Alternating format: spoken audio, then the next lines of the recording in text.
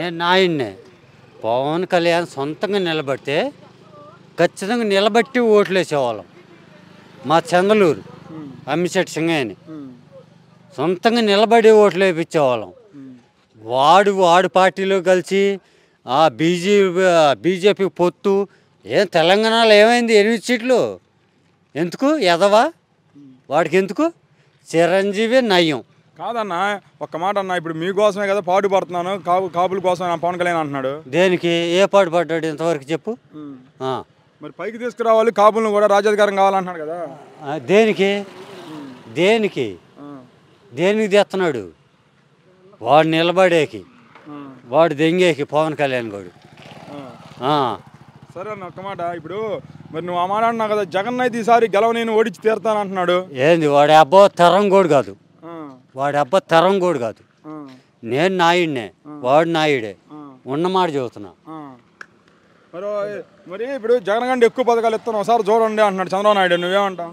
ఎవరు? వాడు అంతకుముందు పథకాలే ఇలా, ఇప్పుడేమిస్తాడు? అంతకుముందు పథకాలే ఇలేదన్నా, వాడేమిస్తాడు? కాదన్నా, ఎందుకు ఒక మాట అన్నా, 3 గ్యాసులు ఆడవాళ్ళకి ఇది లేదనే. అవును, మరి మీకు 3 గ్యాస్ సిలిండర్లు ఫ్రీ బస్సులు ఇస్తారంటున్నాడు. దేనికి? దేనికి? నువ్వు చెప్పు. నాకేది? నువ్వు చెప్పు, నీ ఒపీనియన్ నువ్వు చెప్పు. దేనికి ఇస్తున్నా? ఓట్ల కోసమా? ఓట్లే ఉంది, మరి మీకు గ్యాస్ సిలిండర్లు అవసరం లేదంటావా? మాకెందుకో, మేము కొనుక్కోవట్లేదండి. డబ్బులు లేక ఆ అమౌంట్ ఇచ్చేయండి. మరి లైవ్ అయ్యాయి.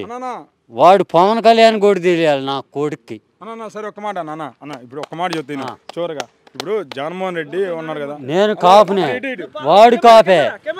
నా కొడుకు వాడా. మరి ఇప్పుడు నువ్వు ఆ మాట అంటున్నావు, పవన్ కళ్యాణ్ ఏమంటున్నాడు? వాడు పవన్ కళ్యాణ్ గురించి తీద్దాం. ఒక్క మాట అన్నా, అయ్యా అసలు మాకు వద్దు, మాది వచ్చేది జగనే. సరే తీసేయి.